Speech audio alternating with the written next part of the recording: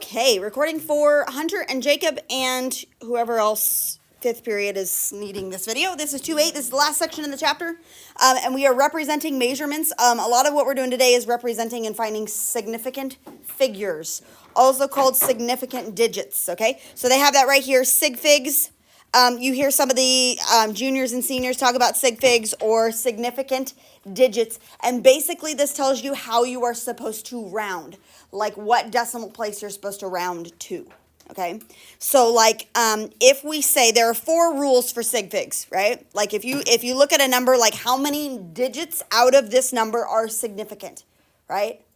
Okay, and you're like, all of them should be. Not all of them are, okay? So significant means like important, right? First, rule number 1 to sig figs is that every digit that is not a 0 is significant. So 2.14 has 1, 2, 3 significant digits. Doesn't matter where the decimal is at, okay? Every single number that is not a 0 is always considered significant. Okay, now all of these other things have to do with what do we do with zeros now? When are zeros important? When are zeros not important? Okay, so rule number 2, in whole numbers, zeros are significant if they fall between non-zero digits. So since this 0 is between the 5 and the 7, which are important, the 0 is also important. So this one has 4 sig figs, right? This one had 3, this one has 4. Got it? Yeah? All right, this one, and a decimal number that is greater than 1. So this has to do with decimal numbers. If it's a number greater than 1 or if it's a number less than 1, here's what you're going to do, right? If it's a number greater than 1 and it has decimals, the 0 on the end is significant, right? This last 0 on the end is significant. Now, what if I had 7.6000? How many significant digits would there be? 5. You're saying 3. 1, 2, 3? It's 5 because it says if a decimal is greater It says if a decimal number is greater than or equal to 1, every digit is significant, right? So if you're saying like this 0 should be significant because it's the end one, then these 2 in the middle are because they're between 2 significant ones, right? So this one would have 5, right? Okay, now, the reason why, let's just talk about the reason why that's significant, right? 7.6 versus 7.60. Have we talked about that before? How they are the same measurement, but they're not the same measurement. This one means it's more precise, right? Okay, it's rounded to a different decimal place. For example, like this number could have been 7.5, like let's say 5.6, right? Could this one have been 7.56? No, right? That's not going to round to 60. Does that make sense? Okay. So that's the reason why that 0 is significant, because it tells me like, hey, you have rounded to a more specific decimal place that is significant. Yeah? Okay? So 3 significant figures in that spot. All right. Now, if it is a decimal number less than 1, so example like 0 point something, right? 0 point something, 0 point something, right? The first non-zero digit and every digit to the right is significant. So, is this number important? No. Is this number important? No. Only the 2 and the 9 are important, right? Okay. Let's say I had 0.10037. How many significant digits? 1, 2, 3, 4, 5. 5. Are these zeros significant? Yes, because they're between the 1 and the 3, which are significant, right? Is this 0 significant? No. Okay. The first one that's significant and everything to the right, right? What about 0.000004? How many? 1. None of these are significant, right? Got it? Yeah. That's for decimal numbers less than 1. Decimal numbers greater than 1, everything is significant. Got it? Yeah? Okay, all right, let's go down and let's do some questions right here. Determine the number of sig figs for this one right here. This follows rule number 4. Decimal numbers less than 1. How many does he have? 3. First one is 3 and then everything to the right. So it has, this decimal number has, this decimal number is less than, okay, yeah, is less than 1. The first non-zero digit is 3, and there are 2 digits to the right of 3, 2 and 0, so this one has 3 sig figs. That was a lot of extra work, but anyway. Okay, what about this one? 107000. 3 or 6? Which rule does this one follow? It has free. Okay, this one's not a decimal number, right? So it's not this one. In whole numbers, zeros are significant if they fall between non-zero digits.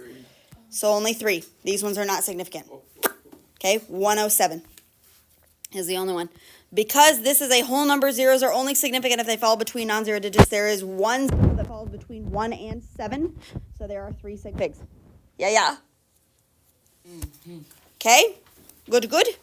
All right, moving on. Determine the number of sig figs in each major. Oh, another way of looking at sig figs, by the way, is like if you were to put this thing in scientific notation, right?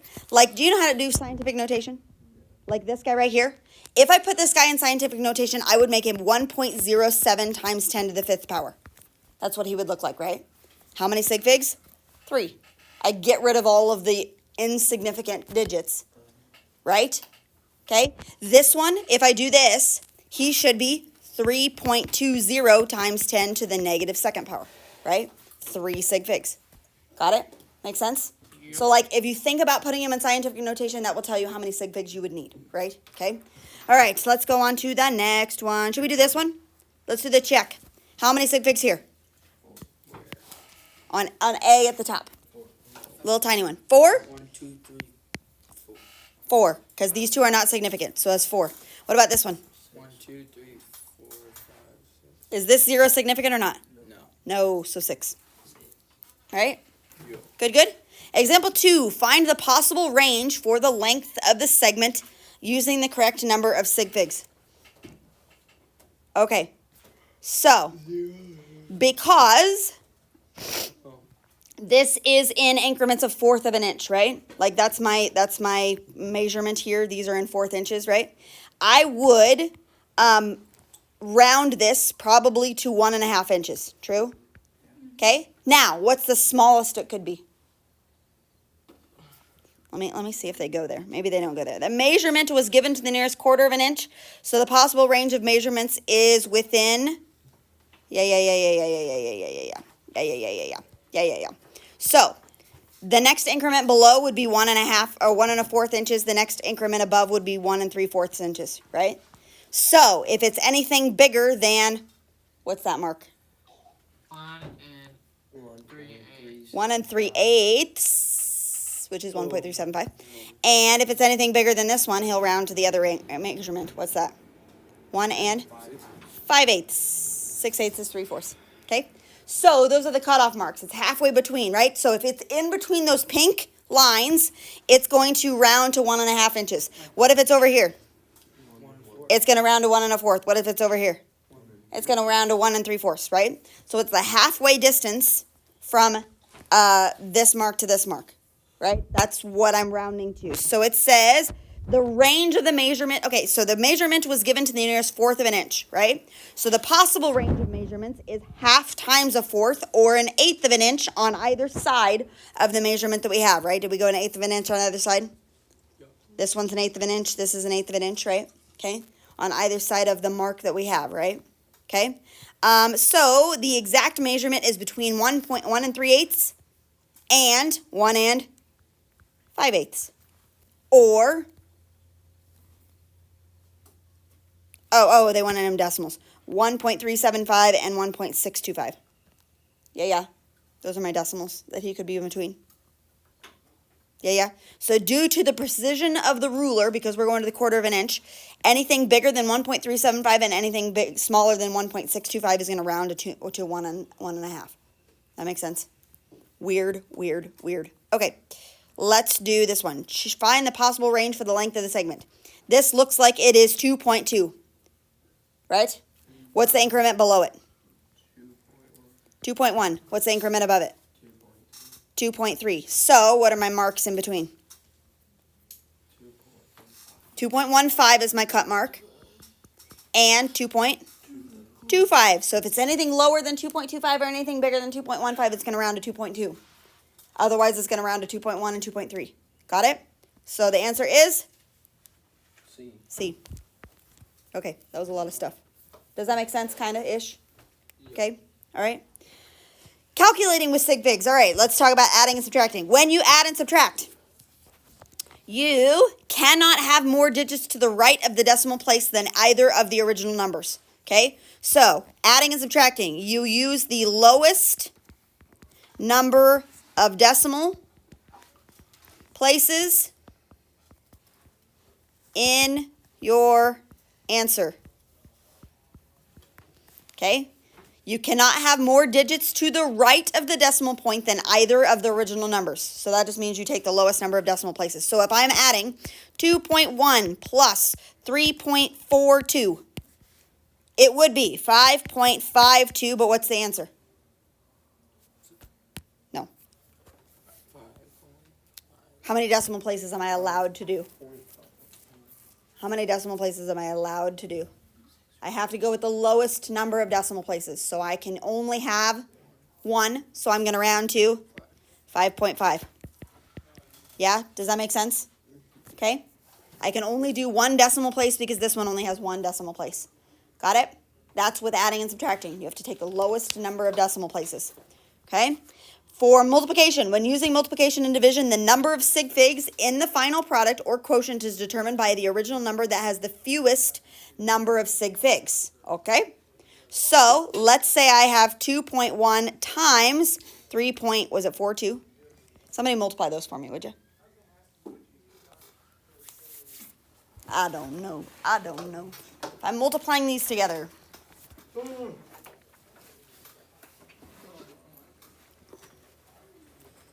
This is multiplying. 7.182. Okay, now, multiplying, dividing does not care where the decimal lives. How many sig figs does 2.1 have? 2. How many sig figs total does 3.42 have? 3. I can only have 2 sig figs in my answer. So how do I round this thing to 2 sig figs? 7.2. That's my final answer. Okay? Does not matter where the decimal lives. It's 2 sig figs, 3 sig figs, so I can only have 2. Adding and subtracting, you go by the least number of decimal places. Got it? Weird stuff. Okay, let's do some calculations. So, find each measurement rounded to the correct number of sig figs. Your volume of a sample is this much after this much is removed. So what are we doing? Subtracting. So 837.24 minus 2. Oh wait. Oh yeah. You're good. 76.516. Okay. If you subtract those, tell me the full thing that you get.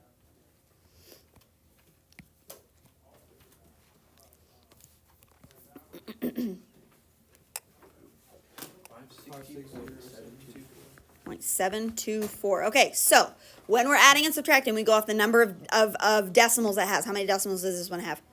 2. How many decimals does this one have? 3. So I can only have 2. So I'm going to round to this guy. So that one's going to stay 560.72. That's my final answer. Does that make sense? Milliliters. Okay, I can only round to the least number of decimal places. Make sense? Least number of decimal places. Okay, good. Now we're going to probably multiply the area of the rectangle. This guy, 4.25 times 2.5, what do you got? If you multiply the whole thing. 10.625. But now, since I'm multiplying, I'm looking at sig figs. So how many sig figs does this one have? 3. How many sig figs does this one have? 2. So I have to round to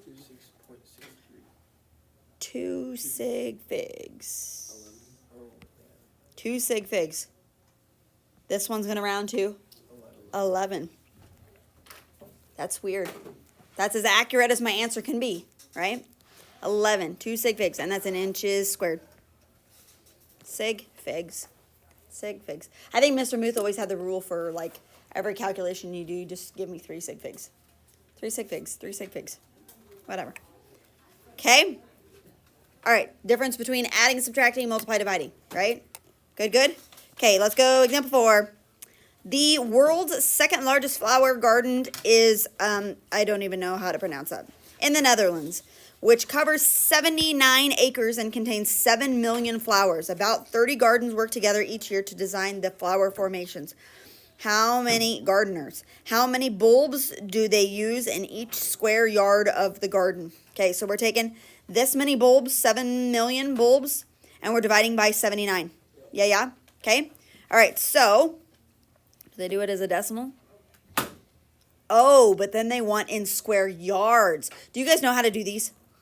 Yeah. The unit multiplier thing? Have you done this before? Because my Algebra 1 kids, I'm teaching that to them 6th period, and they're like, I don't even know what you're talking about. Cancel each other out. Yeah, yeah. So we want acres to cancel with acres because I want everything in square yards, right? Okay. So 1 acre is 4840 square yards, right? Whatever, I did not know that. But you do that. So then we're going to take this guy and we're going to divide by 79 times 4840. Yeah, yeah. How many bulbs is that per square yard?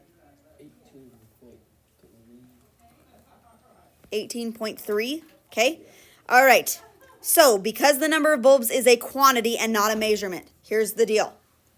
Okay, you remember the rules that we had up here? Yeah, yeah, where we had we were talking about those. Okay.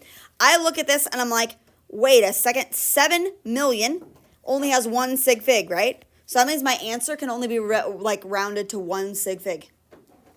But hold on. The number of bulbs is a number. It's not me measuring with a tape measure, right? Like this they're saying is 100% accurate because it's the number of bulbs. 79 acres is a measurement, right? Does that make sense? The number of bulbs is not a measurement. 79 acres is a measurement. So the only measurements that I have going on in here is 79 acres. That means I have to round my answer to 2 sig figs, right? Because we're multiplying, dividing. So this one is 18 because the 30 is going to round down. So 18 bulbs per square yard. Does that make sense? Okay. Bulbs, like the number of flowers is not a measurement. I'm not measuring the number of flowers, right? I'm measuring the acres. So only look at the measurements that you have. Okay, and that's going to tell you your sig figs. So because 79, if I go down here to the blanks, because 79 has 2 sig figs, the final product should also has 2 sig figs. Thus, they use 18 bulbs per square yard of the garden. Got it? Okay. Should we do the check or not? I thought you were about to throw up something. I was about to run out. Check or no check? No. Sure. Mark's snowplow truck can clear this many tons, 1,600 tons of snow in an hour, per 1 hour. I don't know if we're using that or not. How many pounds can his truck clear in a minute? Okay, so instead of tons per hour, I want pounds per minute. All right, so let's change tons to pounds, right? I want tons to go on the bottom, and I want pounds to go on the top. How many pounds in a ton? 32. No. 2,000. 2,000. Pounds in 1 ton, yeah? Okay, so now my tons are crossed off. But I want, instead of hours, I want minutes, right? So what goes on the top? Minutes. Hours goes on the top, so I can cancel them, right? Minutes goes on the bottom. Yeah, yeah? What's the conversion, hours to minutes? 60. 1 hour is 60 minutes. Yeah, yeah? Yeah. Okay, so now I have pounds per minute. Okay, so I'm going to take this guy times this guy and divide by this guy. Yeah, yeah? What do you get? I have 5.5533. 5.5533. No, I have 5.3333.3. Woo! Okay. All right. 5.3333. 33. 4 threes? Point? 33. 3 repeating. 3. Okay, cool. 3 repeating. Whatever. All right. Mark snowplow can clear 1,600 tons. Is that a measurement? Measurement. No. No, that's not a measurement. Okay. Of snow. Well, actually, It's a weight. yeah, it is a weight. It's a measurement. Yeah. How many sig figs does 1,600 tons have? 2 sig figs. Is that the only measurement that we had? Time. Yeah. But now these other ones, this one right here, do we use the 1 sig fig from here? No, because that's a conversion, right? This one, 60 minutes is 1 sig fig, but that's a conversion. So how many sig figs are we going to use in our final answer? 2. So this is going to be 53, and then the rest are going to be zeros. And I don't put any decimals on the end of it. So 53,000. C. It's always C. It's always C. All right, last one. Number 5, example 5. The radius of a circle has the measurement shown. What is the possible range for the area of the circle? Ooh, interesting. What do you think that number is? 7.6. 7.6. Okay. The very next measurement below was 7.5. The very next measurement above was 7.7, right? So what's the lowest this mark could have been? 7.55, right? If it was anything above 7.55, it's going to round to 7.6. If it's below 7.55, it's going to round to 7.5, right? Okay, what's the upper end marking? 7.65. So on the low end, the radius is going to be 7.55. On the high end, the radius is going to be 7.65. Do we see how that works? Yeah, because it's like the halfway mark in between, right? Okay, they want to know the range for the area, okay? So area here is, how do you find the area of a circle, by the way? 2 pi. Nope, Pi r pi r squared. Pi r squared. So I'm going to put the radius in here, 7.55 squared times pi. What do you get? Approximately. 179.078.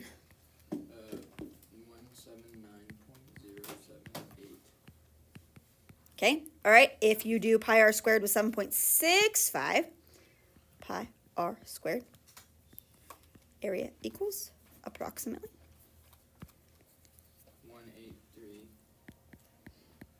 183.85. 0.853. Okay, now let's talk sig figs though. How many sig figs was this measurement right here? 3. Okay, 3 sig figs. And how many decimals? 2. 2 decimals. Which one do we go by? 2. 3. Do we go by the 3 sig figs or do we go by the 2 decimals? 3. Do we carry 3 sig figs or do we carry 2 decimals? Good question. Caden's right. 3 sig figs because we are doing what? What are we doing with the 7.55? Multiply. We're multiplying, right? So we don't want the decimals, we want to go by 3 sig figs. So this number should be 179 if we round to the correct number of sig figs. Okay? Same thing with this one. 3 sig figs.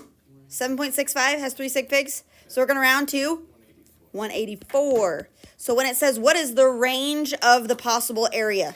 Area could be, we'll do these little symbols right here. Area is greater than 179, but area is less than 184. Does that make sense? Yeah. Yeah. If I do that, if I read it like in this fashion, right here, 179 to 184. I don't know. Yeah. The least possible area. There you go. 179 to 184. Good. Rounded to the correct number of decimal places. Make sense? Woo, what a mess. Kind of messy. A little bit. Yeah. Okay, all right. 1 through 6 is easy. You just tell the number. I would highly suggest checking with a partner when you're done, or checking with me. Here's your homework. 1 through 6, 8 through 16 evens, and 20 and 26.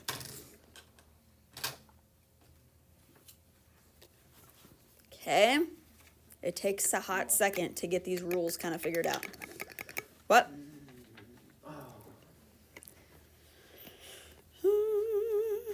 Just try to think about, like, if I was putting this in scientific notation, would I have to put that 0 there or not? Right? Okay. Wonderful. All right, goodbye, people watching this video.